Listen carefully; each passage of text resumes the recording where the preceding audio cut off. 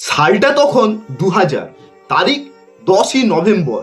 অনেক দেশের আপত্তি থাকা সত্ত্বেও ভারতের জগমোহন ডালমিয়ার অক্লান্ত পরিশ্রম আর চেষ্টায় টেস্ট স্ট্যাটাস অর্জন করে একটা দল, আর সেই দলটার নাম বাংলাদেশ দল। আর সেই বাংলাদেশ দল তাদের প্রথম টেস্ট ম্যাচ খেলে 10ই নভেম্বর 2000 সালে ভারতের বিরুদ্ধে। ভারত লড়াই করে আইসিসির কাছ থেকে আদায় করে এনেছিল বাংলাদেশ দলের টেস্ট খেলার ছাড়পত্র। এখনো পর্যন্ত বাংলাদেশ খেলেছে 156টা টেস্ট, জিতেছে মাত্র 25টায়।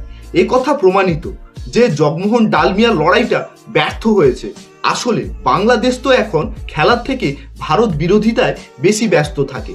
আমি আমার বাংলাদেশি ভাইদের এটাই বলতে চাই যে ভাই, ইতিহাস তোমরা নষ্ট করতে পারো, কিন্তু ইতিহাস অমর। ইতিহাস কোনোদিনও মুছে ফেলা যায় না।